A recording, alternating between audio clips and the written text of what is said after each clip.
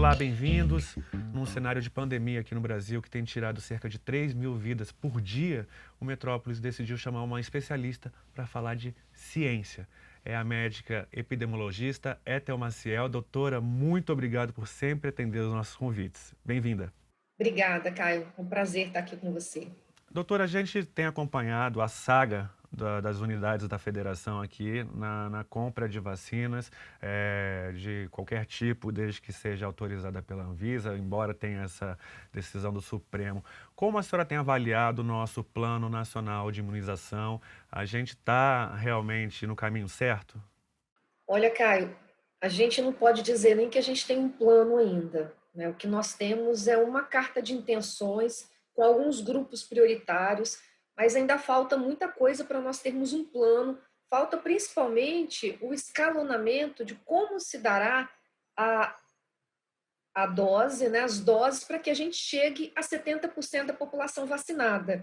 Isso significa, Caio, a gente vacinar praticamente todas as pessoas acima de 18 anos no Brasil, que correspondem aí em torno de 70% da nossa população. Então, no plano, até o momento, né, o que foi apresentado pelo Ministério, a gente tem os grupos prioritários, somando aí quase 78 milhões de pessoas, né? Mas ainda não temos como nós vamos chegar aos 150 milhões de pessoas, que a gente precisaria de mais de 300 milhões de doses. Então, assim, é uma situação dramática que nós vivemos, porque temos a condição de vacinar em massa e não temos as doses das vacinas. Diferente um pouco de outros países que têm vacinas, mas não têm programas de imunização nacionais, que estão tendo que preparar toda uma readequação, né, da rede assistencial para que as vacinas possam ser administradas. O caso aí de maior sucesso no momento é o caso dos Estados Unidos, porque eles não têm uma rede assistencial tão capilarizada, né, que chegue em todos os municípios, como nós temos, e eles conseguiram, em um curto espaço de tempo, envolver toda a sociedade, inclusive farmácias, vários locais de vacinação, campos de futebol, campos de esportes, né, de esporte diferentes, para que pudesse ser aberto para a população. Como eles têm muitas doses, eles não estão precisando fazer esse escalonamento de grupos prioritários. Então, é mais fácil. Você chega na cidade e você diz: todo mundo acima de 18 anos pode vir vacinar. Então, a velocidade é muito maior e estão chegando agora a mais de 4 milhões de pessoas por dia vacinadas. Então, eles saíram de um insucesso completo para um caso de sucesso. Aham. Agora, essa mudança recente no Ministério da Saúde, ela atrapalha, ela tem algum tipo de impacto nessa política de vacinação? Nós todos, né, acredito que esperamos que melhore, né, Caio, porque pior do que está é muito difícil. Nós temos poucas doses, o Brasil errou na negociação, não tivemos negociação. Até hoje a gente não sabe se quantas doses da Pfizer vão ser compradas, se há alguma negociação, por exemplo, com a Janssen, né, a vacina da Johnson Johnson, se nós não sabemos o que mais o Brasil tem. O Brasil se apoiou e aí o governo federal, né, apenas no acordo da AstraZeneca-Oxford, vacina que agora a gente chama de Covishield, né, e o Instituto Butantan, que fez a parceria com a Sinovac para a Coronavac, e hoje, né, atualmente, são as duas vacinas que nós temos, esses dois acordos aí, mas eles, no médio e no longo prazo, eles serão muito bons, porque a gente vai produzir as vacinas aqui, né, com a transferência de tecnologia para a Fiocruz e para o Butantan, mas no curto prazo, nós temos poucas doses, e isso está atrapalhando muito a velocidade de vacinação. Poucas doses, os grupos sendo chamados, a gente não chegou ainda a vacinar as pessoas acima de 75 anos, né? Não conseguimos vacinar esse grupo ainda no Brasil, quer dizer, nem chegamos aos acima de 60, que é o alvo maior para a gente reduzir a mortalidade. No Distrito Federal, a gente já está nos 71 anos, né? 72 anos. E ainda a gente não sabe o tempo que cada vacina tem esse efeito imunológico dentro do corpo humano. Então, a gente corre o risco, por exemplo, de terminar a vacinação da população e já ter que acabar acavalando, né, uma vacinação na outra até o ano que vem, por exemplo? Olha, Caio, eu acredito que sim. A gente ainda tem muitas dúvidas, né? Nós estamos aprendendo com os países que estão mais adiantados na vacinação e compreendendo o impacto que isso teve na curva de casos e de óbitos, né? O mais adiantado no mundo é Israel. Israel agora começou com a Pfizer vacinar, inclusive crianças, né? Então nós vamos saber aí bem rapidamente como que isso vai acontecer também, a proteção em crianças, que é um grupo muito prioritário, principalmente para o retorno às aulas, né, para que a gente possa priorizar a educação de forma segura. Então, Israel, junto com a Pfizer, já começou a vacinar esse grupo. Vimos que em Israel, quando eles conseguiram atingir 70% das pessoas acima de 60 anos vacinadas, eles diminuíram muito, muito a transmissão, em mais de 75%, e os óbitos, porque é um grupo que tem uma mortalidade maior, né? Então, nós estamos aprendendo. Se nós não tivermos variantes, essa é a grande preocupação agora, né, Caio? Se a gente deixa o vírus circular muito livremente, do jeito que está acontecendo aqui no Brasil, a emergência de novas variantes que podem impactar na vacinação. Essa é a grande preocupação do mundo todo hoje, por isso que o Brasil representa hoje uma ameaça global. Os dados têm indicado, pelo menos, que o perfil do paciente hoje com Covid mudou, né? A faixa etária mudou. Hoje, pelo menos aqui em Brasília, a população predominante, né, que está internada nas UTIs é de até 49 anos, né? Mudou realmente. Isso a senhora acredita que é muito por conta da vacina? A vacina ajudou a mudar esse perfil? Ou então a variante, ela está atacando, não importa mais a idade? Nós já sabíamos, desde os primeiros estudos liberados pelos grupos de pesquisadores do Reino Unido, que essas novas variantes, principalmente essa B17, B117, que é a variante do Reino Unido que nós temos muito aqui no Brasil, e que a P1, que é aquela variante que surgiu em Manaus, tem mutações semelhantes, que essa variante ela transmitia mais, ela era mais transmissível e ela transmitia para pessoas mais jovens e que apresentavam um quadro de maior gravidade. Então, isso a gente já sabia desde dezembro que isso ia acontecer. Nós estamos vendo em todo o Brasil a diminuição da faixa etária das pessoas com maior gravidade. Qual é, vamos dizer, os impactos disso para o serviço de saúde? E uma das razões, inclusive, para o seu colapso. As pessoas mais jovens, como elas morrem menos, felizmente elas respondem melhor ao vírus, mas elas ocupam mais tempo o leito de UTI, por exemplo. Então, nós tínhamos uma média de 8 dias, porque pessoas mais velhas, infelizmente, morriam mais, e aí você tinha mais leitos, né, disponíveis por conta do óbito. Agora, com pessoas mais jovens, mais graves, essa média de ocupação tem subido aí para 12 dias e às vezes um pouco mais. Então, o que acontece? Esse leito ele não vai ele não vai ser desocupado num espaço menor, vai ser um espaço maior, e com isso você não tem leito disponível. A transmissão e o agravamento em pessoas mais jovens é uma também das razões por conta desse colapso, quer dizer, você tem muito mais pessoas internadas ao mesmo tempo do que nós tínhamos antes, se a gente considerar, por exemplo, a primeira onda.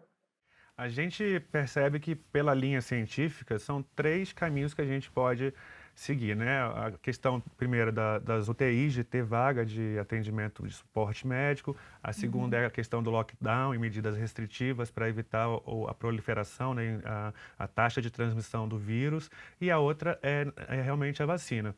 A gente percebe que nessas três situações o cenário brasileiro é um pouco caótico, né? Qual é a avaliação da senhora? Nós falhamos nas três. E eu queria acrescentar Caio, uma quarta ação, que quando a gente está falando no serviço de saúde, nos leitos, né, a gente tem que falar em toda a cadeia do sistema de saúde, que vai lá desde as unidades de saúde, as atenções especializadas, como as UPAs, né, os pronto-atendimentos, e depois os hospitais com os leitos. Então, a gente falhou em tudo isso. Nós tivemos, desde o início, pouquíssimos testes no Brasil. Infelizmente, né, acompanhamos testes diagnósticos tendo prazo de validade vencido, inclusive por falta de uso. Então, assim, foi uma falta de preparo muito grande, porque quando a gente diagnostica mais rápido, a gente isola aquela pessoa mais rápido e ela então deixa de transmitir para outras. Se a gente não faz testes, essa pessoa que às vezes tem sintomas muito leves, ela vai continuar no transporte coletivo, ela vai continuar fazendo as atividades dela normais, só que ela pode transmitir para alguém que pode ter uma doença muito grave.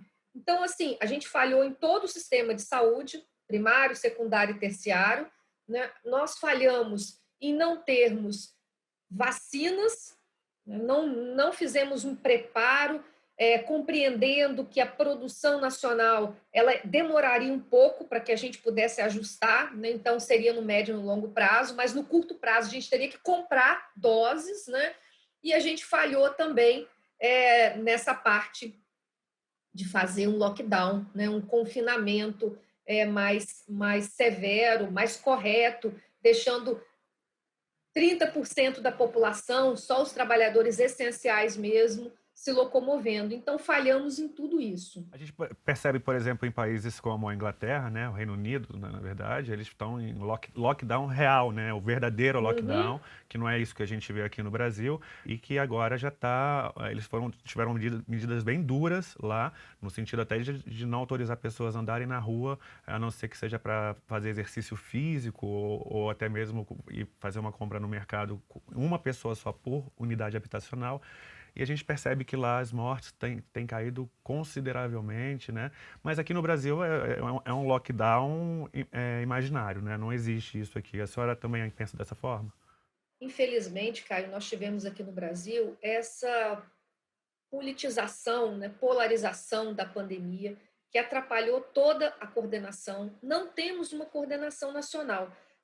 Nós estamos falando só da saúde, mas se a gente olhar, por exemplo, também na educação, nós no Ministério da Educação a gente nem ouve falar, inexistente. A gente não teve nenhuma coordenação, né, nacional do ponto de vista das prioridades, saúde e educação. O que fazer? Como apoiar os estados, municípios? Quais serão os investimentos? Nós tivemos, inclusive, uma redução em investimentos em educação no ano que a gente mais precisaria ter, né? E hoje a gente vê aí o veto do presidente ao acesso à internet no momento onde as pessoas mais vulneráveis precisam disso para ter acesso aos conteúdos educacionais, né? Então, assim, nós estamos num momento muito grave no Brasil, porque nós não estamos falhando apenas na saúde, né? Nós estamos falhando nos dois pilares de uma sociedade, né? Na saúde, na educação, e não vamos nem colocando ainda assistência social, né, Caio? O Ministério da Cidadania, a gente até hoje não tem um auxílio emergencial. Então, quando a gente fala em lockdown, confinamento, como que as pessoas que precisam de comer, que não têm as suas necessidades básicas atendidas, como que elas podem ficar em casa? Então, elas precisam desse auxílio. Nós acompanhamos o mundo inteiro, né? Todos os países, principalmente os países desenvolvidos, apoiando a sua população, né? Com auxílios emergenciais, pelo menos próximos do salário mínimo, que é o que a pessoa precisa para sobreviver, né? Não é nem viver, é a sua sobrevivência. Então, aqui no Brasil, a gente está fazendo tudo errado, nós estamos realmente com uma ausência do poder público auxiliando para que a população possa passar por esse momento difícil de uma forma mais digna. A senhora falou sobre a politização da pandemia. Até que ponto um posicionamento do presidente da República, por exemplo, a questão do uso de máscaras, de efeito colateral, de não querer tomar vacina, de fazer campanha contra a vacina, e falar que é uma gripezinha, ou então que é histórico de atleta, inclusive recentemente o senador do PSL, Major Olímpio, né, com 56 anos, faleceu. Até que ponto esse posicionamento de um presidente da República tem atrapalhado na condução de uma pandemia tão severa aqui no país? Até que ponto é a responsabilidade dele o que está acontecendo agora? Olha, Caio, esse momento do Brasil ele é muito triste, né? Nós nunca vivemos uma crise sanitária dessa magnitude. Eu estudo saúde pública, né? Saúde coletiva, já tem 25 anos. A gente estuda toda a história do Brasil. A gente nunca teve uma crise sanitária dessa magnitude, em todos os tempos. Aqui a gente está falando de 2 séculos, nunca tivemos, porque as nossas crises sanitárias elas foram localizadas. Quando estava acontecendo em São Paulo, outra acontecendo no Rio, em tempos diferentes. É a primeira vez que a gente tem o país todo em colapso. E você ter, nesse momento, um presidente que não só não faz ações para o controle da pandemia, mas atrapalha, isso é muito grave, é muito ruim. Nós estamos num momento que nós precisamos entender a gravidade que o Brasil enfrenta hoje, inclusive com a possibilidade de faltar oxigênio num curto espaço de tempo. Então, a situação é dramática e a gente precisaria que as nossas autoridades pudessem agir enquanto nós ainda temos um mínimo tempo, porque colapso nós já estamos. O presidente a Pfizer chegou a oferecer para o Brasil no ano passado alguns lotes de vacina e foi negado na época. Se a gente tivesse comprado naquela época, hoje o cenário poderia estar um pouco melhor? Hoje o cenário seria certamente muito melhor, diferente. A oferta da Pfizer foi em torno de 70 milhões de doses, que a gente começaria a receber em dezembro. Então, nós estaríamos hoje aqui falando de outras coisas, né? 70 milhões de doses, a gente teria pelo menos esse grupo, primeiro grupo prioritário, todo vacinado, e a gente teria até os maiores de 60 profissionais de saúde, pessoas com comorbidade, a gente teria todo esse grupo vacinado. Então, assim, a gente já teria uma redução muito importante das mortes e dos casos, né, no Brasil. A gente estaria realmente num outro contexto. Infelizmente, o governo recusou. É óbvio, né, Caio, a gente precisa dizer que essa vacina, pela sua dificuldade de temperatura, ela não chegaria a todos os locais, mas ela chegaria nas capitais, ela chegaria nos locais onde tem esse freezer menos 70, e nós conseguiríamos vacinar um grupo importante da população. Então, é isso que um gestor precisa pensar, né? Como você vai coordenar, porque essas doses que chegaram, tanto da AstraZeneca quanto da Coronavac, poderiam ir para onde essas da Pfizer não foram. Então, tudo isso precisava ter sido pensado, né? Mas o Brasil não fez isso, errou muito na condução de toda a crise sanitária, mas nessa parte específica das vacinas, errou muito, porque não foi um problema de dinheiro, foi um problema de gestão mesmo. Recentemente, alguns países da Europa decidiram suspender a vacinação com a Oxford AstraZeneca, né, alegando que elas poderiam ser responsáveis por alguns efeitos colaterais em pacientes. Já foi desmentido por estudos científicos, isso a OMS também já se posicionou contra esse boato, né? E essa vacina está sendo usada aqui, essa vacina está sendo usada aqui no Uhum. Brasil. Queria que a senhora falasse sobre isso, assim, da eficácia, da importância da vacina. Então, a vacina da AstraZeneca Oxford é uma vacina que é muito eficaz. A gente já tem uma eficácia na primeira dose, mais que 60% de eficácia, em torno de 22 dias depois da primeira dose. É importante a gente dizer isso, cara, porque às vezes as pessoas acham que toma vacina e já pode sair, assim. Cada vacina tem um tempo diferente para fazer o treinamento do nosso sistema imunológico, né? O que a vacina faz, nada mais, nada menos, é treinar o nosso sistema imunológico com uma parte do vírus, o vírus morto, né, inativado, que a gente fala uma parte dele ou ele todo, para que o nosso organismo reconheça o agressor e quando nós encontrarmos, que a gente diz, o vírus selvagem, o vírus sem uma manipulação, né, quando a gente encontra alguém infectado que está transmitindo e a gente de alguma forma se contamine, o nosso organismo já sabe como se defender. É isso que a vacina faz. Então, assim, a vacina da AstraZeneca, ela é segura. A gente já tem estudos que ela está respondendo com uma boa eficácia também, com essas novas variantes. Então, tudo isso é muito importante. E nesse caso específico, o que aconteceu? Alguns países da Europa, pessoas tomaram a vacina e desenvolveram um coágulo que a pessoa precisou ir ao hospital. Nessas investigações, o que se faz? A gente precisa saber se foi uma relação de causa e efeito, se foi a vacina que causou aquele efeito, ou se a pessoa tinha uma pré-condição, já tinha outras doenças prévias que, então, deram a ela aquela condição.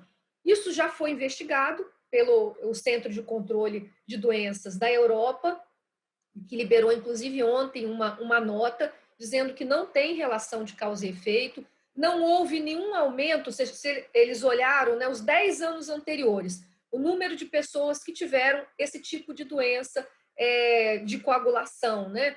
E aí não teve nenhum aumento, é o mesmo percentual, o mesmo número de casos dos 10 anos anteriores, continuou agora. Então, não foi nada que a vacina fez.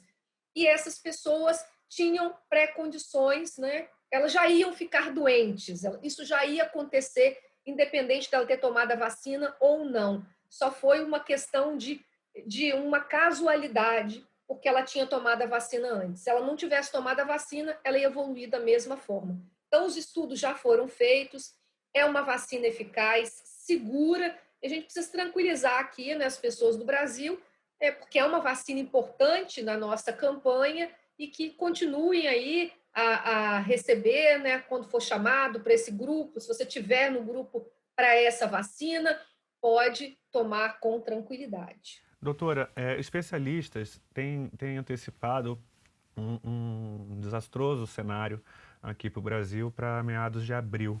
Né? O próprio doutor Miguel Nicoleles fala que a gente vai ultrapassar a marca de 4.000 mortes por dia. Né? A senhora tem essa previsão, essa sensação também? Então, as previsões matemáticas, né, que a gente tem feito, elas, infelizmente, chegam a esse número. Nós estamos numa situação dramática, Caio, porque o que a gente vê? A gente observa o número de pessoas contaminadas por dia e a gente projeta, baseado no passado, o que vai acontecer no futuro. Então, quanto que a gente tinha infectado, quantos casos precisaram de UTI, quantos casos precisaram de enfermaria, quantos casos precisaram de UTI, quantos morreram. E a gente projeta no futuro com os dados que nós temos hoje.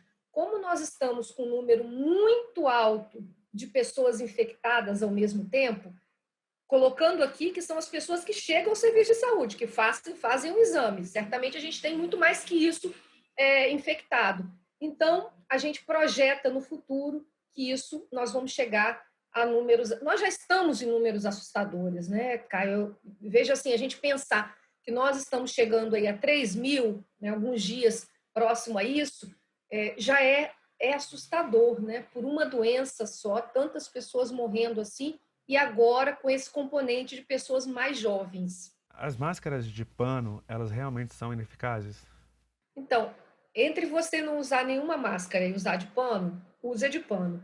Mas quando você está usando a máscara de pano, você está protegendo, ela só faz uma barreira.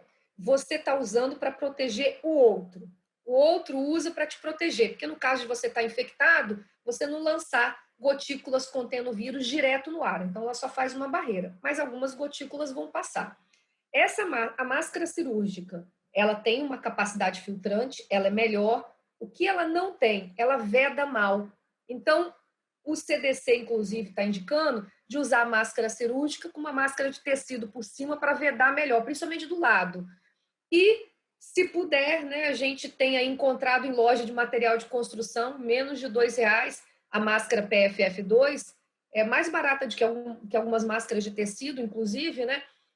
para que as pessoas passem a usar, porque aí ela protege quem está usando. O conceito é diferente. Ela protege, além da gente estar usando a máscara para proteger o outro, eu uso para me proteger também, porque ela filtra, e ela filtra qualquer gotícula que contém o vírus. Então, é uma proteção muito importante. Assim, eu diria, na ausência da vacina, a máscara PFF2 é o que pode nos proteger. Aqui o secretário de Saúde do Distrito Federal, ele deu uma declaração dizendo que iria criar um centro de reabilitação pós-Covid, né, para tratar de sequelas da Covid, né? Uhum. E porque ele disse que 25 a 30% dos pacientes têm de retornar às UTIs para tratar de problemas relativos, correlatos, né, à Covid, né, essas sequelas que a gente chama. Isso vai ser uma preocupação, porque aqui em Brasília, por exemplo, estão ocupando UTI que poderiam ser de Covid, né? É uma preocupação também, doutora? É uma grande preocupação. Nós tivemos a publicação, cerca de 3 semanas, de uma rede de grandes hospitais no Brasil, públicos e privados, e os números são assustadores, né? Então, assim, uma em cada 4 pessoas que, que são entubadas, recebem alta, elas morrem no decorrer aí de 6 meses depois da alta por conta de sequelas da Covid. Então, é muito grave isso. Nós vamos precisar.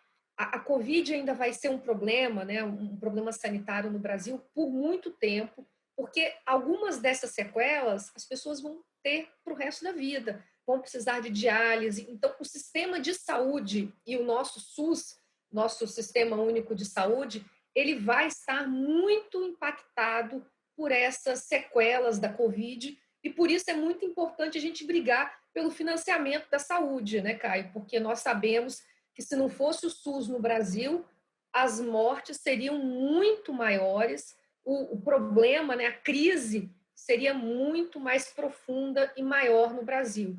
Felizmente, nós temos, né, um sistema de saúde muito com vários problemas, mas é o maior sistema de saúde público do mundo, é um sistema que a gente precisa se orgulhar e precisa colocar, né, mais investimento para que ele melhore, né, a sua qualidade, a qualidade da gestão, e para que a gente possa aí, passar por esse período que também vai ser difícil do pós-pandemia. A gente nem está conseguindo pensar nele ainda, mas a gente precisa pensar agora. Com essa reflexão, a gente vai encerrando a nossa entrevista, doutora. Muito obrigado por sempre nos atender. Se a senhora quiser falar suas palavras finais, a gente agradece. Então, eu queria agradecer a oportunidade, né, de falar com vocês, com todos os que seguem o programa, e dizer assim, é um momento de união, é a maior crise sanitária do Brasil, um momento muito grave, e nós temos recomendado que, se você puder, nesse momento, use máscaras mais filtrantes, né, o que a gente chama de peça facial filtrante, PFF, do tipo 2. Tem vários tipos, 1, 2, 3, mas o tipo 2 é o tipo contra materiais, né, para materiais biológicos, e é muito importante nesse momento que a gente possa utilizar um maior número de pessoas, Caio. A gente tem feito a campanha para que a máscara PFF2 seja distribuída no SUS, assim como é distribuído os preservativos para a prevenção de doença sexualmente transmissível, como nós distribuímos repelente contra o Zika vírus. Então, é muito importante que o SUS também possa fazer essa prevenção, que a gente já sabe que salva vidas. Então, era isso que eu queria dizer. Muito obrigado, doutora. E você que acompanhou a gente até agora, que também faça a sua reflexão. A gente está passando por um momento de pandemia muito sério. Se você puder, se cuide e fique em casa. Muito obrigado, até a próxima.